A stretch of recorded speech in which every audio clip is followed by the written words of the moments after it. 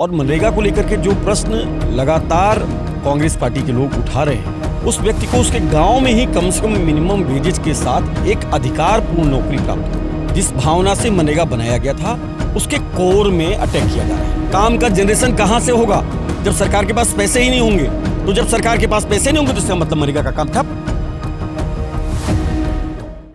स्वागत है आप सभी का आपके अपने चहते अनंत ज्ञान न्यूज चैनल में। जैसा कि आप जानते हैं, प्रदेश प्रभारी शेष नारायण ओझा जी चंबा जिले के दौरे पर हैं और बड़ी छोटी छोटी चीज़ें नोट कर रहे हैं जिससे कि कांग्रेस को मजबूती मिले। और आज रविवार के दिन मनरेगा को लेकर एक अभियान छेड़ा गया और संदेश पूरे देश को दिया गया। तो मैं सबसे पहले तो स्वागत करूंगा प्रदेश प्रभारी साहब का। सर, स्वागत आपका अनंत ज्ञान न्यूज चैनल में। धन्यवाद सकल साहब। सर, आप कब से चंबा जिले के दौरे पर है और कौन कौन से मुख्य मुद्दों को लेकर, एक तो मनरेगा है और क्या क्या आपने नोटिस किया यहाँ पे आने के बाद? देखिए, दो तीन चीज़ें हैं। एक तो यूथ कांग्रेस की विधानसभा स्तर की बैठकों को लेने के लिए मैं पूरे प्रदेश के दौरे पे हूँ, जिस कड़ी में मैं कल यहाँ चंबा पहुँचा और जैसे ही चंबा पहुँचा तो मुझे पता चला यहाँ नए जिलाध्यक्ष की ताजपोशी हुई। सबसे बड़ी बात यह है कि वो जिलाध्यक्ष भी यूथ कांग्रेस और एनएसवाई के बैकग्राउंड से निकल के एक सामान्य परिवार से निकला हुआ व्यक्ति था, तो बड़ी खुशी की बात थी, मैं उसमें शामिल हुआ। साथ ही आज मनरेगा को लेकर के जो एक कार्यक्रम एआईसीसी ने प्लान किया है, उस मुद्दे में एक अनशन था, उसमें भी आज मैं शामिल हुआ। और मनरेगा को लेकर के जो प्रश्न लगातार कांग्रेस पार्टी के लोग उठा रहे हैं, वो एक बहुत ही जेन्युइन प्रश्न है। प्रश्न सिंपल सा है कि मनरेगा योजना सिर्फ इसलिए नहीं लाई गई थी कि सरकार के बजट को कहीं पर हम एलोकेट कर देंगे और जैसी प्रक्रिया चलती रहती है वैसी चलती रहेगी। उसका बहुत कोर उद्देश्य था, उसके पीछे एक मर्म था, एक भावना थी कि जिस भी व्यक्ति के पास शिक्षा नहीं है, जिस भी व्यक्ति के पास रोजगार नहीं है, उस व्यक्ति को पलायन करके दूसरे जिलों में जाकर के, दूसरे स्थानों पर जाकर के मजदूरी करनी पड़ती है, गिग वर्कर के रूप में काम करना पड़ता है। उस व्यक्ति को उसके गांव में ही कम से कम मिनिमम वेजेज के साथ एक अधिकारपूर्ण नौकरी प्राप्त हो, एक काम प्राप्त हो, एटलीस्ट 100 दिन का काम प्राप्त हो, जिससे उसके घर की आजीविका चल सके, उसके बाल बच्चों का पालन पोषण हो सके, शिक्षा चल सके और वो मुख्य धारा में आकर के जुड़ सके। सरकार क्या कर रही है? सरकार सबसे पहले तो उस योजना का नाम बदल रही है, जो मुझे लगता है कि इनकी उसमें इन्होंने पीएचडी कर रखी है कि अगर किसी भी चीज़ को अगर आपको डिस्टर्ब करना है तो सबसे पहले उसका नाम बदल दीजिए। कई शहरों के नाम बदलना, योजनाओं के नाम बदलना, इसमें इनका ये हमेशा मतलब ये पारंगत रहे हैं। ध्यान भटकाने के लिए हमेशा इन्होंने कोशिश की है, चाहे फिर उसको धार्मिक रंग देना हो, जातीय रंग देना हो, सामाजिक रंग देना हो, वो करते आए हैं। हमें इससे ऐतराज़ नहीं। ऐतराज़ इस चीज़ से है कि उस भावना को, जिस भावना से मनरेगा बनाया गया था, उसके कोर में अटैक किया जा रहा है। उसका कोर क्या था? पंचायत समितियों के पास ताकत होगी, उनके गांव में जो भी काम विलंबित है उन कामों को कराने के लिए आप मशीनरी का प्रयोग ना करके वहां के लोगों का प्रयोग करेंगे और उनको रोजगार देंगे। उनको घर में रोजगार मिलेगा, सुबह काम करेंगे और शाम को घर पे वो खुद अपने बाल बच्चों का पालन पोषण कर पाएंगे, अपने परिवार के साथ रह पाएंगे। अब सरकार क्या कर रही है? सरकार कह रही है कि इसमें जो बजटीय प्रावधान था उसको 60:40 के रेशियो में डिवाइड करेंगे। 60% आपको देगी केंद्र सरकार देगी, 40% राज्य सरकार देगी, जो कि पहले रेशियो 90 और 10 का था। वो 10 को भी मैं आपको बहुत क्लियर बताना चाहता हूँ। राज्य वित्त, एक राज्य सरकार का एक कानून होता है जिसमें पंचायतों को राज्य वित्त के माध्यम से काम दिया जाता था, उसको मनरेगा में शामिल किया गया था। वो चलती पहले भी थी लेकिन उसको शामिल किया गया था। तो उसको शामिल करने से क्या हुआ कि 90% वर्क जो है वो केंद्र का जो बजट आता था उसके माध्यम से होता था। राज्य का जो बजट था, जो पहले से था, जो राजवित्त के नाम पर जाता था, जैसे खड़ंजे लगाना, जो ईंट की सड़कें बिछाई जाती हैं, हैंडपंप लगाना, ये सारी चीजें उसके अंतर्गत आती थी। उसको उसमें ऐड करके 90:10 का लोग कहते हैं, लेकिन मैं उसको 100% मानता हूं कि केंद्र सरकार का बजट हुआ करता था जो मनरेगा में लगा करता था। अब उसको जब 60:40 इन्होंने कर दिया तो 60:40 में सबसे बड़ा जो क्वेश्चन है, हिमाचल जैसे राज्य के पास, जिसके पास टूरिज्म के अलावा कोई और ऑप्शन नहीं है, थोड़ी बहुत खेती है, खेती सेब की है, वो भी एक मौसम में है, और अगर ईश्वर ने ज्यादा बारिश कर दी, ज्यादा ओला गिर गए तो वो भी बर्बाद। तो पूरी तरीके से जो उसका आर्थिक स्ट्रक्चर है वो टूरिज्म पर केंद्रित है। अब उस सरकार के पास अपने बाकी कामों को करने के लिए पहले से खुद बजट नहीं है, वो केंद्र सरकार पर निर्भर करती है कि जो टैक्स के पैसे आएंगे, जो जीएसटी के पैसे आएंगे, उसको रिटर्न करेगी, तब जाकर के इस राज्य के काम चलेंगे। ऐसी परिस्थिति में 700 करोड़ का जो बजट केंद्र से अभी तक मिलता था मनरेगा के नाम पर, वो रोक दिया गया। अब उसमें यह कहा जा रहा है कि 40% आप लगाओगे, 60% हम देंगे।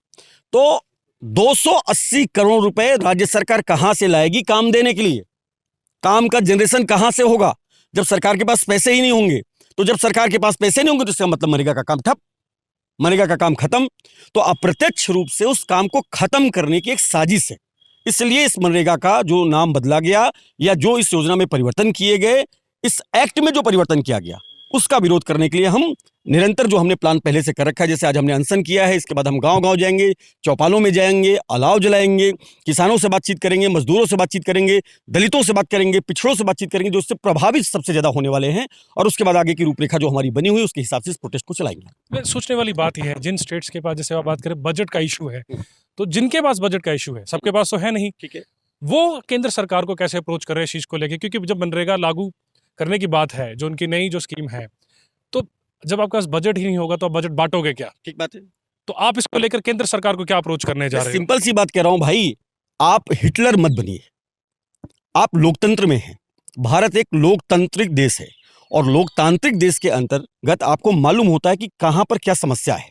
अगर हिमाचल में वो समस्या है तो आप इसको बर्डन मत डालिए, आप इसको एक्सक्लूड करिए कि इसको पूरा का पूरा बजट हम देंगे।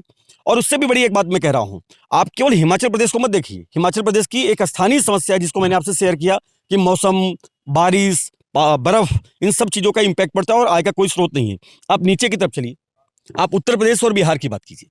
उत्तर प्रदेश और बिहार में जहां पर बजट भी अच्छा है, जहां पे टैक्सेस भी अच्छे आते हैं, जहां पे इंडस्ट्रीज भी हैं, उन जगहों पर भी जब इंटेंट ही नहीं होगा राज्य सरकारों का कि हम पहले 40% लगाए तो 60% पाए और 100% पूरा करें, तो काम कहां से जनरेट होगा? और दूसरी बात, एक बड़ा क्वेश्चन है, 2 महीने आपको काम नहीं मिलेगा।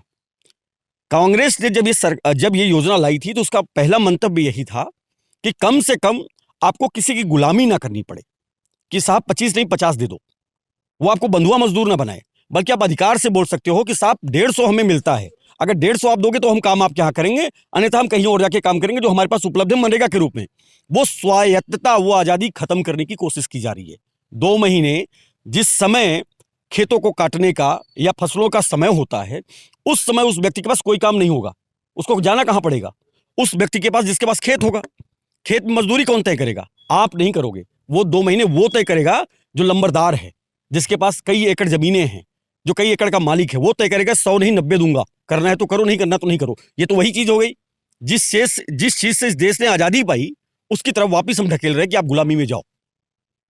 तो इन सब अनसर्टेनिटी को लेकर लोकसभा में जो प्रश्न उठाए गए, उन्हीं मांगों को लेकर के हम खड़े, और हम ये कह रहे हैं कि अगर आप कह रहे हो कि हमने 125 दिन कर दिया, तो पहले 100 दिन तो पूरा करो। और 100 दिन के साथ साथ हम कह रहे हैं, अगर हमने 256 दिया था, आप उसको बढ़ा के 400 करो ना। आप जनता का हाथ और मजबूत करो, गरीबों का हाथ आप मजबूत करो। आप 10 लाख करोड़ रुपए बड़े बड़े उद्योगपतियों का माफ कर सकते हो, लेकिन 76,000 करोड़ का जो बजट, आखिरी बजट जो कांग्रेस ने दिया था, 76,000 करोड़ मात्र का था। आप उसको बढ़ा के 2 गुना नहीं कर सकते, क्योंकि गरीबों का उससे भला होगा। भाई 76 का 2 गुना करेंगे, 1,52,000 करोड़ रुपए होता है। आप 10 लाख करोड़ रुपए उनका माफ कर रहे हो, उसको 2 गुना कर दो ना, रेट बढ़ा दो, दिन 100 ही दो, आप सम्मान के साथ काम दो, अधिकार के साथ काम दो। एक्ट अभी गायब है इस पूरे नियम से। उनके एक्ट कब बनेगा, कब नहीं बनेगा, ये अभी सब हवा में है। तो इन सारे प्रश्नों को लेकर के कांग्रेस जमीन पर, गांव-गांव, मोहल्ले-मोहल्ले जाकर के इन मुद्दों पर बातचीत कर रही है। बात तो कर रहे हैं 125 दिन की, पहले 100 दिन, 125 दिन, लेकिन जो आप बात कर रहे हैं, सबसे बड़ी बात तो ये है कि जो 60-40 का रेशियो बना है, वो कहां से पूरा होगा? 60 जो 40% जो राज्य सरकार के ऊपर जो बात आ रही है कि अगर राज्य सरकार के पास पैसा नहीं है तो उसको कैसे अप्रोच करेगी? और उससे बड़ी बात, सरकारें इस स्थिति में पहुंची कैसे? सोचने वाली बात ये भी है। राज तो हमारे, अगर मैं हिमाचल की बात करूं, कांग्रेस, बीजेपी, तीसरी कोई पार्टी आई नहीं। बिल्कुल बिल्कुल सही। तो अगर वित्तीय हालत के ऊपर आज संकट है, तो यहाँ तक सरकारें पहुंची कैसे, प्रदेश पहुंचा कैसे? तो 2 चीजें हैं, इसको ऐसे समझना होगा कि पहाड़ जो है प्राकृतिक रूप से एस्टेब्लिश्ड एक यूनिट है। उसके साथ छेड़छाड़ करके ही आप कोई नया इंक्रोचमेंट या नया डेवलपमेंट कर सकते हैं। जब आप पहाड़ों को छोड़ोगे तो पहाड़ियत खत्म हो जाएगी, और पहाड़ियत खत्म करके अगर आप रेवेन्यू जनरेट करते हैं तो आप इंसानियत के साथ कुठाराघात करते हैं। ये बात ठीक है। अगर यहां संभव नहीं है, तभी तो सरकार को संघ और राज्य 2 भागों में बांटा गया है। राज्यों के पास अगर रेवेन्यू जनरेशन का माध्यम नहीं है, तभी तो संघ की जिम्मेदारी होती है उसकी मदद करे। कई राज्यों के संघों के साथ मिलकर के जाकर के हमारा ये राष्ट्र हिंदुस्तान बनता है, भारत बनता है। इसलिए तो केंद्र सरकार है, देखने के लिए बैठाई गई है क्या? अगर सारी चीजें राज्य सरकारें ही कर लें तो केंद्र सरकार का काम क्या है? क्या जरूरत है? तो सरकार की जरूरत को भी खत्म कीजिए, लाइए एक अध्यादेश और खत्म कर दीजिए, केंद्र के काम खत्म, सब राज्यों से होंगे। तो क्या आपने देखिए 7 सांसद हैं हिमाचल में जो सीधा सेंटर बैठते हैं। हाँ। तो क्या आपने इनको भी अप्रोच किया कि जो सेंट्रल गवर्नमेंट एक बिल लेकर आई है, आप भी इस पे ध्यान दें, हिमाचल का साथ पकड़े और जो मॉडिफिकेशन या अमेंडमेंट होनी चाहिए, उसको आगे रखें के केंद्र में जाकर? मेरा सिंपल सा जवाब है, 4 लोकसभा और 2 राज्यसभा बीजेपी के सांसद यहाँ पर, जो मध्य प्रदेश की जनता के माध्यम से चुन करके जाते हैं। आज तक के पिछले 2 साल में जब से आपदा आई है, आज तक का कोई एक बाइट उठा के मुझे दिखा दीजिए, जहां पर जनता के साथ खड़े होकर के इन सांसदों ने प्रश्न उठाया हो। वो जनता के द्वारा, वो मान रहे कि जनता के द्वारा बने ही नहीं, और मैं यही वोट चोरी का प्रश्न लाके आपके सामने खड़ा करता हूं, यही लाके खड़ा करता हूं, क्योंकि उनको मालूम है कि वो जनता के काम करें या ना करें, मोदी के पास वो तंत्र है, शाह के पास वो तंत्र है, सीबीआई है, ईडी है, इनकम टैक्स है, या फिर कुछ नहीं होगा तो केस में फंसा देंगे। पुलिस या तंत्र है, इस तंत्र के माध्यम से गिरा देंगे। आप विरोध करोगे तो भी आपको खत्म कर देंगे। तो चुनाव तो उनको जीतना ही है।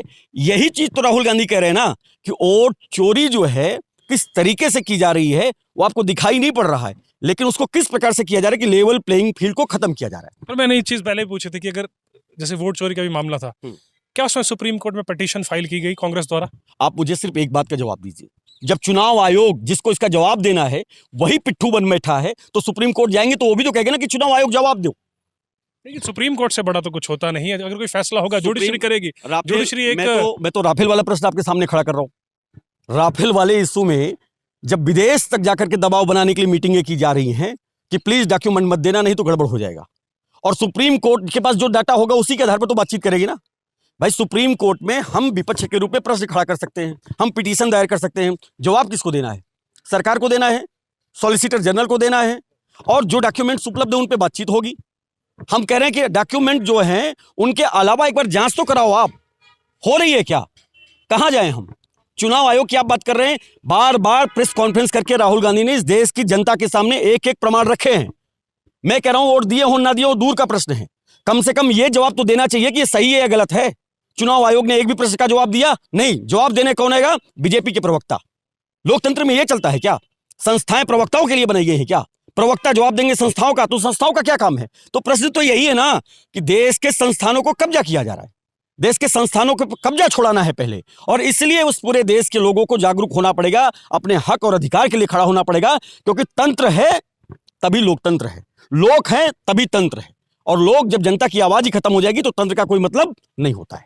चंबा में भी काफी टाइम से पहले भी प्रभारी आए, उन्होंने मनरेगा की बात उठाई, लेकिन मनरेगा की बात सिर्फ शहर तक सीमित क्यों? अब क्यों बात हो रही है कि गांव में जाएंगे, ब्लॉक लेवल पे जाएंगे? बात ठीक है, पर इसमें देरी क्यों हो रही है? अगर आप समझाने की बात पे बात करें, क्योंकि 90% से ऊपर पॉपुलेशन तो गांव देहात में रह रही है चंबा की। देखिए, दो चीजें, कम्युनिकेशन गैप भी है यहाँ पे, जैसे मैंने कल भी बात बोली इस चीज को लेकर। मैं आपसे आपकी बात को डिनाई नहीं कर सकता क्योंकि मैं यहाँ बहुत दिन से नहीं हूँ, लेकिन अभी तक जो मुझे समझ में आया है, निश्चित तौर पे संगठन का जो निर्माण है, जो प्रक्रिया चल रही थी संगठन सृजन का, उसकी वजह से थोड़ा विलंब हुआ। देर आए दुरुस्त आए। अब संगठन आ चुका है, बैठकें चालू हो चुकी हैं, कल उसने शपथ ग्रहण की है, आज पहला कार्यक्रम था, उसके बाद ही आगे की रूपरेखा तैयार की गई है। विधानसभा के कोऑर्डिनेटर नियुक्त होने वाले हैं, ब्लॉक के कोऑर्डिनेटर नियुक्त होने वाले हैं, सारे संगठन फ्रंटलों को एक यूनिट बना करके काम करने पर लगाया जा रहा है, और हर व्यक्ति की जिम्मेदारी होगी कि सबसे पहले अपनी पंचायत, अपने गांव पहुंच करके लोगों से बातचीत करें, गरीबों का प्रश्न उठाए, गरीबों की समस्याओं का प्रश्न उठाए, मनरेगा से होने वाली दिक्कतों के बारे में बातचीत करो और उनको जागरूक करें। लेकिन आपको नहीं लगता कि ये जो देर से लेने वाले जो फैसले हैं या डिले करना, क्योंकि वक्त बड़ा बलवान है, वक्त से बड़ा कुछ नहीं, और आपके पास समय भी कम पड़ा है, लगभग 2 साल की बात पड़ी है, और उसमें भी कुछ समय चला जाएगा इलेक्शन में, जो विधानसभा इलेक्शन होने हैं, और कांग्रेस को मजबूत करने की हम बात कर रहे हैं, लेकिन कई चीज़ों पर अभी भी कांग्रेस पूरी तरह से सॉर्टेड नहीं हो पाई है, बड़ा धीमे काम चल रहा है। तो कैसे गति देगा आने वाले प्रत्याशियों को जो विधानसभा में चुनाव लड़ेंगे? देखिए, हमारे संगठन के अंदर भी आंतरिक लोकतंत्र है। हम बीजेपी की तरह नहीं है कि हमने आंख बंद की और रात को एक लिस्ट बनाई, सुबह जारी कर दी कि आपको ये लागू। किसी को बातचीत करने का मौका नहीं, किसी को सुनने का कोई मौका नहीं, ना तो सुनवाई, ना तो लिखाई, ना तो पढ़ाई, सीधा ठोकाई। ये हमारे यहाँ नहीं चलता। हमारे यहाँ चलता है, अगर कोई निर्माण भी हो रहा है संगठन का, सबकी बातचीत सुनी जाएगी। आपने देखा होगा कि 1 महीने की पूरी प्रक्रिया चली, सारे लोगों ने अपनी दावेदारी पेश की, कौन जिलाध्यक्ष हो सकता है सब आए, उनके समर्थन में कौन लोग खड़े, अपनी बात रखी, कौन अच्छा हो सकता है इसके बारे में बताया, शीर्ष नेतृत्व तक बात गई, शीर्ष नेतृत्व ने रिव्यू किया, रिव्यू करने के बाद सारे लीडरान से बातचीत करके जाकर के रिजल्ट आपके सामने दिया। देर आए हैं, दुरुस्त होगा, थोड़ा समय लग रहा है, हमें थोड़ा मौका दीजिए। मैं जानता हूं समय कम है, लेकिन आने वाले साल भर के अंदर संगठन पूरी ताकत के साथ जमीन पर होगा, और साल के बाद जैसे ही चुनावी साल आएगा ऑटोमेटिक आपको संगठन मजबूती से लोगों के बीच में खड़ा दिखाई पड़ेगा। अब देखना ये है कि वक्त क्या कहता है, इंतजार तो सबको है। और अब 2026 जब से शुरू हुआ है तो राजनीतिक गलियारों में हलचल और तेज हो गई है चुनाव को लेके, नीतियों को लेकर। बाकी बहुत बहुत धन्यवाद सर आपका हमारे साथ बनने के लिए। आप हमारे स्टेट आए, हिमाचल के आप मेहमान भी हैं और चंबा के भी मेहमान हैं। बाकी राजनीति तो अपनी तरफ है सर, वो तो चलती है पक्ष विपक्ष। जब तक आप पक्ष विपक्ष नहीं दोगे लोकतंत्र में, बिल्कुल, तब तक एक इंसान को चॉइस कैसे मिलेगी कि सही नेता चुना जाए। बिल्कुल ठीक बात है और बहुत-बहुत धन्यवाद। हिमाचल पवित्रता का स्थान है, देवी देवता यहाँ विराजमान हैं, शांति और प्रेम का देश है और चंबा तो मोहब्बत के नाम से जाना ही जाता है। तो मैं भी यहाँ आकर के बड़ा खुश हूँ और आपका बहुत-बहुत धन्यवाद अपना समय देकर के मुझे सुनने के लिए। धन्यवाद इसके लिए। और आज के लिए सिर्फ इतना ही, अगली बार फिर मिलते हैं किसी नए मुद्दे पर। तब तक के लिए जय हिंद, जय भारत और जय हिंद।